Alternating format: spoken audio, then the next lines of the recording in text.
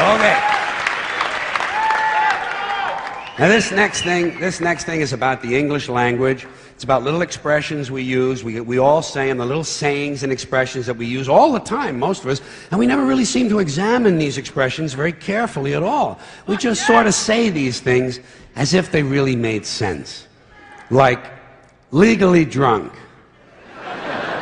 Well, if it's legal, what's the fucking problem? Hey. Leave my friend alone, officer. He's legally drunk.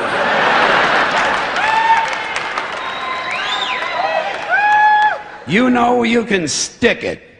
Well, why do we always assume everyone knows where they can stick it? Suppose you don't know. Suppose you're a new guy.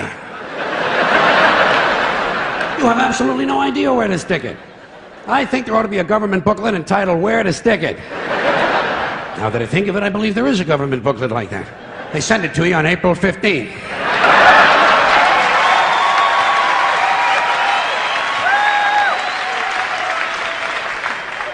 Undisputed heavyweight champion. Well, if it's undisputed, what's all the fighting about?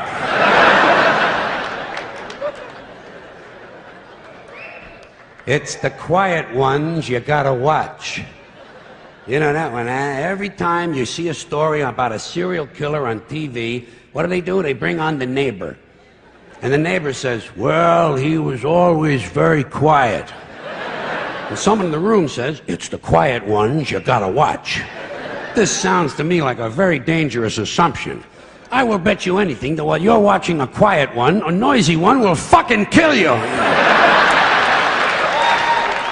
Suppose you're in a bar and one guy's sitting over on the side reading a book, not bothering anybody, another guy's standing up at the front with a machete, banging it on the bar, saying, I'll kill the next motherfucker who comes in here. Who are you gonna watch? You're goddamn right. Lock him up and throw away the key. This is really stupid. Where are you going to throw the key? Right out in front of the jail? His friends will find it. How far can you throw a key? 50, 60 feet the most. Even if you lay it flat on its side like that and you scale it, what do you get? An extra 10 feet, tops. This is a stupid idea, needs to be completely rethought. Down the tubes. Hear that one a lot. People say, the country is going down the tubes. What tubes? Have you seen any tubes? Where are these tubes? And where do they go? And how come there's more than one tube? It would seem to me, one country, one tube. What, does every state all of a sudden have to have its own tube now? One tube is all you need. What, a tube that big? Somebody would have seen it by now. Somebody would have said, hey, Joey, look at the fucking tube. Big ass fucking tube over here. You never hear that. You know why? No tubes. We don't have tube one.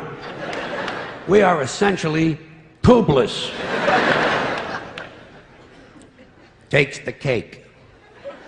You know, say, boy, he really takes the cake. Where? Where do you take a cake? To the movies? You know where I would take a cake? Down to the bakery to see the other cakes. And how come he takes the cake? How come he don't take the pie? Pie is easier to carry than the cake. Easy as pie. Hey, wait. Cake is not too hard to carry either. Piece of cake. The greatest thing since sliced bread. So this is it, huh, folks? Couple of 100,000 years.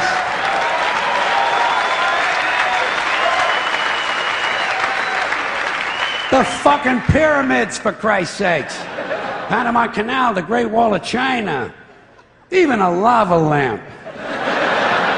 To me, is greater than sliced bread. What's so great about sliced bread? You got a knife, you got a loaf of bread, slice the fucking thing!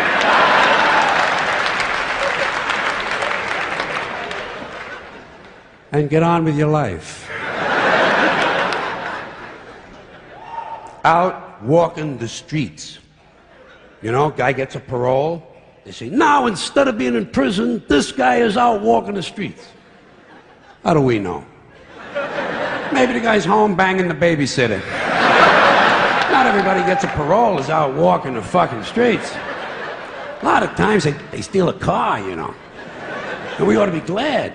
Thank God he stole a car. At least he's not out walking the streets.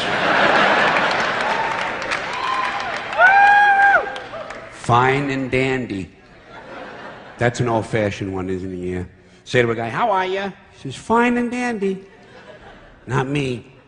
I never say that. You know how come? Because I'm never both of those things at the same time. Sometimes I'm fine, not dandy.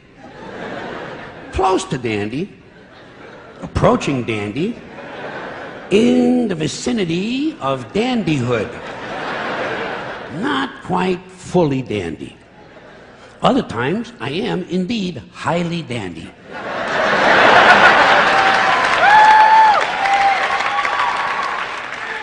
However, not fine. One time, 1965, August, for about an hour. I was both fine and dandy at the same time. But nobody asked me how I was. And I could have told him. I could have told him. I could have told him. I could have said to the person, fine and dandy.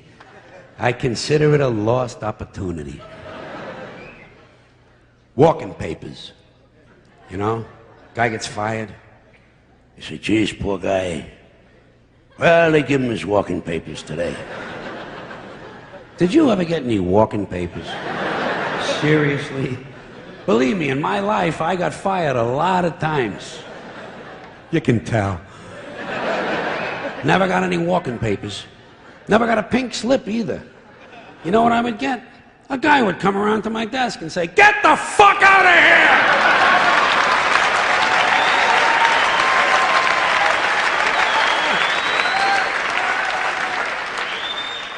here! You don't need paper for that. It's like the Riot Act. The Riot Act. They keep telling you they're going to read that to you. Have you heard this thing at all? Especially when you're a kid, they threaten you. You wait till your father comes home, he's going to read you the Riot Act. Tell him I already read it myself. And I didn't like it either. I consider it wordy and poorly thought out. He wants to read me something. How about the Gentleman's Guide to the Golden Age of Blowjobs?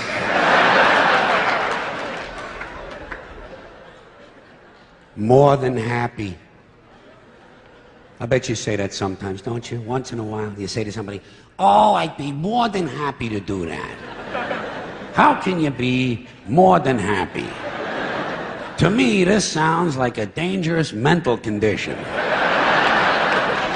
We had to put Dave in the mental home. He was more than happy.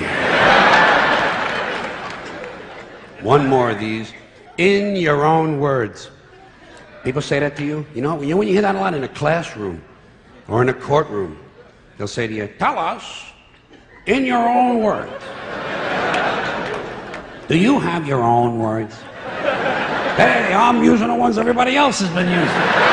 Next time they tell you to say something in your own words, say, Nick Flat Blarney Quando Flu.